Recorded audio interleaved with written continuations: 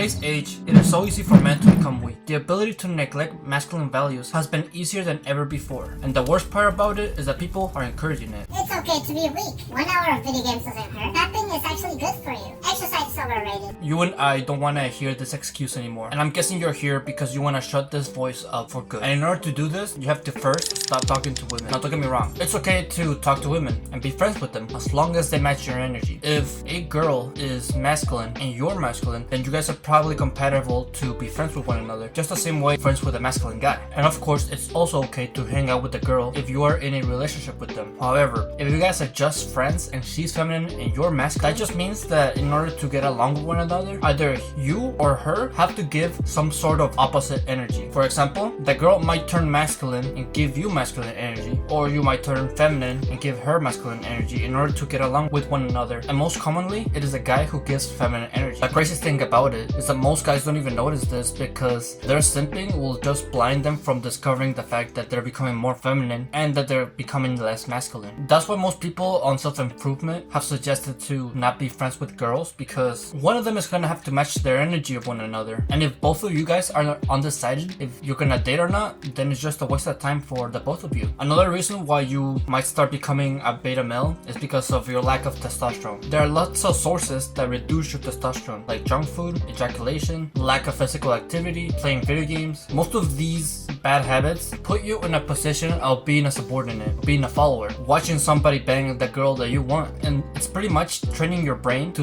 be stimulated whenever it sees this. And the more progressively you do these bad habits, the more and more you become weaker, the more you become a beta male. If that's not enough to convince you to stop doing these bad habits, then to be honest, you are probably already lost. Why would you watch someone who is banging the girl that you like? And you can't say because of your desires of lust. If your thoughts are that strong, then just ejaculate to them. Simple as that. Don't go online and mess up your mental health by doing these things. Now, the next thing that might be turning you into a beta male is kind of personal for me because I did a lot of it and I did base my whole personality in high school around it, and that is watching anime. As a young man, you should cut out all distractions because most of the things you can consume online are mostly time consuming and doesn't really teach you much. This just doesn't go for anime, this goes for shows as well. Being a consumer just drains your life. And don't get me wrong, you can get inspired by shows and anime. For example, I am like a big Dragon Ball Z fan. I don't know if you can see it, but I'm a big Dragon Ball Z fan because that show inspires me. However, you can't live in fantasy land all your life. There's going to come a time where you're gonna have to wake up to reality and look at yourself, look in the mirror, look at the person that you have become. There's a difference between the person who is a fan of anime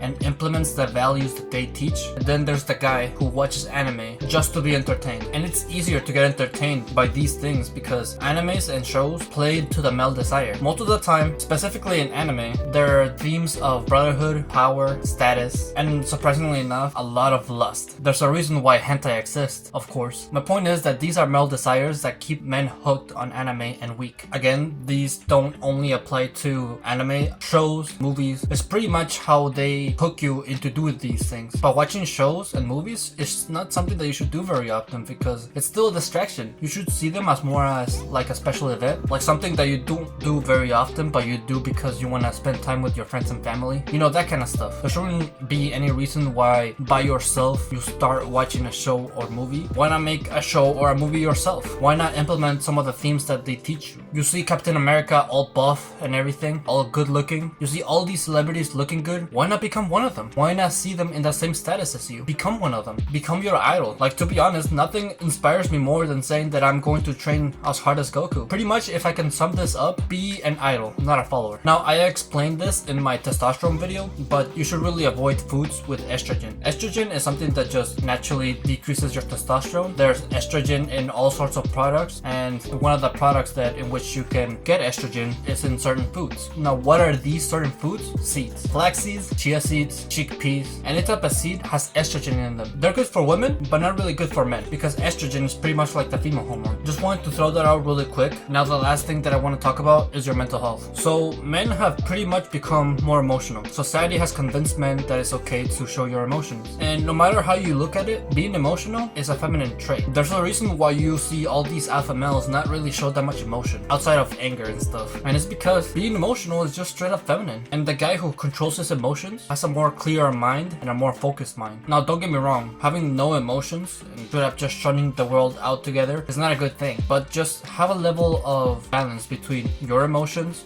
and your focus. Because both male and females have both type of energies in one another. Like every woman has male energy in them, and just like every guy has some feminine energy in them. But depending on the type of person that you want to be, you should try to maximize your type of energy. If you know that you don't want to be a beta male, that you want to be an alpha male, then lean in on it. Focus on improving your masculine energy. You just have to make sure that keep it like around 80% masculine energy and 20% feminine energy. You still want to have some feminine energy in you because you don't want to be a total dick. You want to show emotions. You want to have empathy. And in order to do this, there's a couple of ways in which you can increase your masculine energy. Discipline, focus. But something that most people don't really talk about is devaluing love and joy, and instead value goals and objectives. Of course, people still talk about goals and objectives, but people don't really talk about devaluing love and joy. And this is something that I had to learn the hard way. On my first relationship, I really valued the relationship. I really valued the love that we had with one another, and that over time led to me decreasing my masculine energy. I was pretty much the subordinate. I looked up to her. She had to become the dominant figure, and since in the first place, when our relationship first started, she didn't want that. She wanted to be the one who looked up to me. That led to a breakup. And through that experience, I learned polarity. Of course, I didn't learn it right away.